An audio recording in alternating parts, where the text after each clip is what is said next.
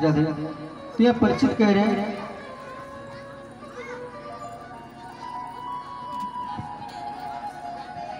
तो परीक्षित कह रहे हैं जब भगवान श्री कृष्ण ने देखा कि ब्रज की बहुत गोपियां मेरे पास से आ गए हैं, तब उन्होंने अपने विरोध में वाक चातुर से उन्हें मोहित करते हुए इन गोपियों का भगवान स्वागत किया।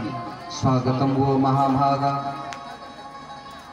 स्वागतम वो महाभागा, प्रिय किं करवाणि ब्रजस्थानमयं कजितं ब्रुतागमनं कारणम।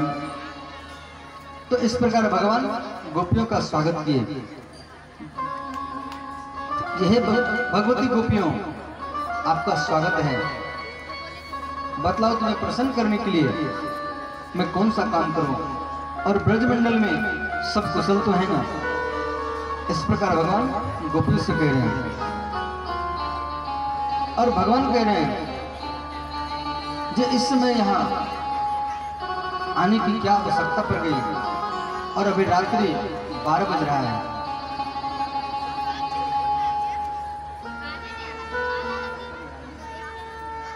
और 12 बजे रात में और भयानक घोर जंगल है, और इस जंगल में स्त्रियों को आना उचित नहीं है।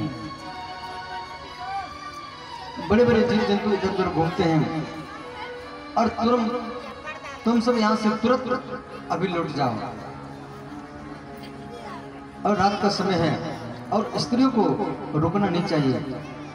तो मैंने देखकर तुम्हारे संबंधी माता पिता भाई बच्चे आपको ढूंढते होंगे,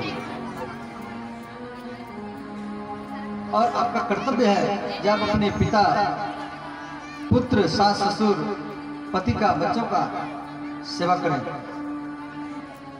तो यहाँ गोपियां कह रहे हैं जय श्याम सुंदर, आप जो कह रहे हैं वो ठीक कह रहे हैं। आपने कहा पति का सेवा करने के लिए, मैंने पति का सेवा किया, बच्चों का सेवा किया, जो जो करना था वो सब हम करके आए हैं। और हमारे जो पति हैं वो एक जन्म के पति हैं, और आप जन्म जन्म के पति हैं, आप परम पति हैं, आप सबके पति हैं। तो मैंने विचार करके आपके पास में इसीलिए आया, जो हमारे पति हैं वो जन्म लिए हैं वो मर जाएंगे, परंतु आप जन्म जन्म के पति हैं, इसलिए हम सब ने विचार करके आया कि जन्म जन्म के पति हैं तो एक पति के पास में रहने से क्या लाभ है। इसीलिए हम सब ने घर को छोड़ करके यहाँ पर आपके पास में आए हैं,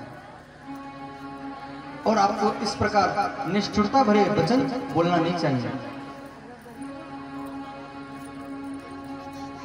तो भगवान को गोपियां कह रहे हैं ऐसे बर को क्यों बरूं, ऐसे बर को क्यों बरूं, जो जन्मे मर जा, बर बरू मैं साबरा, जूरा अमर हो जाए।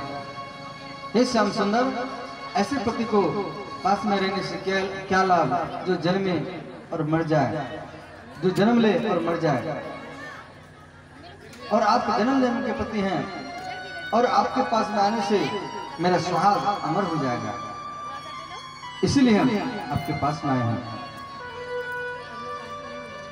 तो भगवान यहाँ पे हार गए हैं, यहाँ गोपियों का ऋणी बन गए हैं। जिससे भगवान राम हनुमान जी का ऋणी बन करके रहे, उसी प्रकार आज भगवान गोपियों का ऋणी बन करके ऋणी बन गए।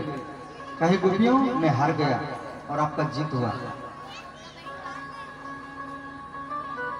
देखो ऋण में कर्ज, तो कर्ज जो होता है वो दो प्रकार का है।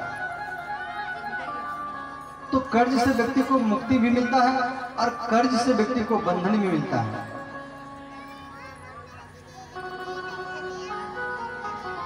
अपने बच्चों के लिए कर्ज किया, बेटी के विवाह के लिए, बच्चों को पढ़ाने के लिए, घर बनाने के लिए कर्ज किया, ये बंधन का कारण है, ये बंधन का कर्ज है।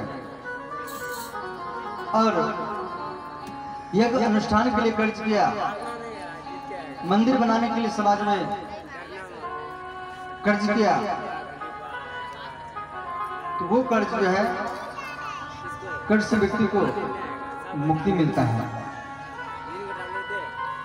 कर्ज तो दोनों है, परंतु एक संसार के लिए, एक भगवान के लिए। जो पति को अपना मानेगा वो पति के लिए कर्ज करेगा, जो पत्नी को अपना मानेगा वो पत्नी के लिए कर्ज करेगा, जो बच्चों को अपना मानेगा वो बच्चों के लिए कर्ज करेगा, और जो भगवान को अपना मानेगा, जो जग को अपना मानेगा वो भगवान के लिए कर्ज करेगा, वो जग के लिए कर्ज करेगा।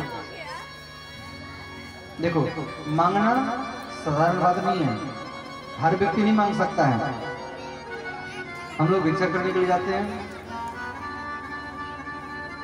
तो कहा जाता है मांगने से मरण भला। मांगने से अच्छा है मर जाओ, परंतु मांगो मत।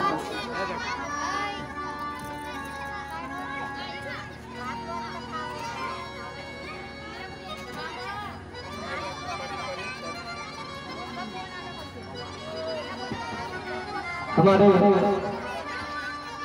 पवन मौलिक जी की तरफ से 101 रुपये का दान आया है, इसके लिए जोरदार ताल के साथ स्वागत करें और भगवान इसकी मनोकामना पूर्ण करें।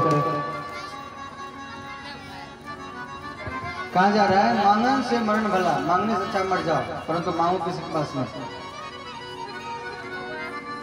परंतु हम लोग किसके लिए मांग रहे हैं? तो भगवान के लिए मांगते हैं। तो कोई गाली भी देता है, कोई सम्मानित भी करता है, कोई शरबत पिलाता है, कोई चाय पिलाता है, कोई कुर्सी भी देता है, कोई खाली हाथ भी लौटाता है, कोई गाली भी देता है। तो हमें सब कुछ स्वीकार करना पड़ता है।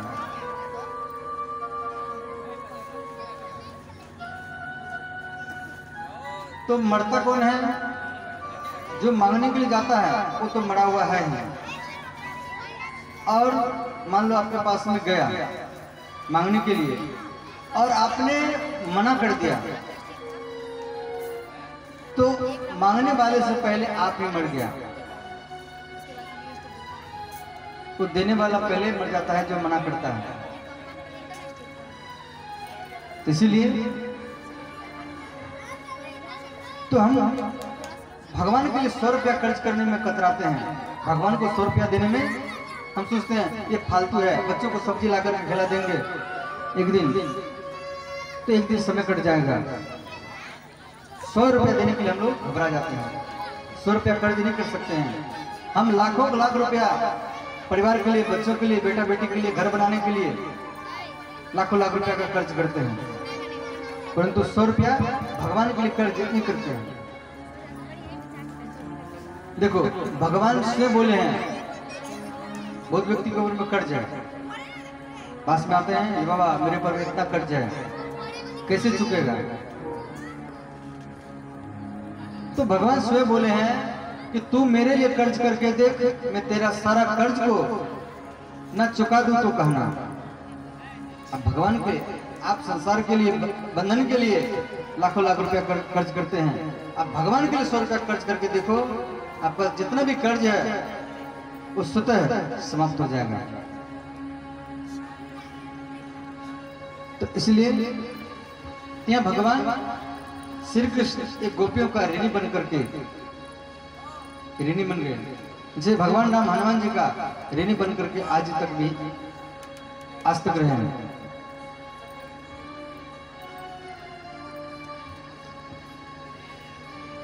तो इस प्रकार भगवान यहाँ हार गए, गोपियां जीत गई।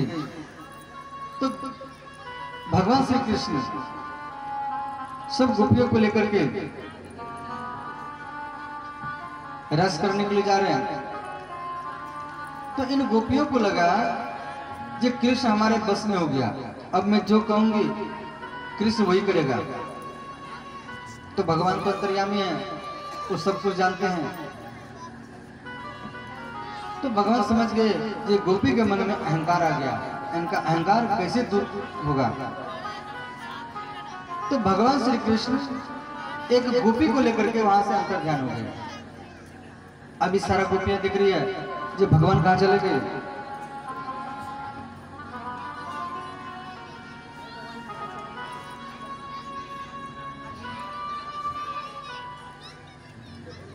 श्रद्धे समय हो चुका है। अब होली ला का हम तैयारी कर रहे हैं। बहुत दूर दूर से हरे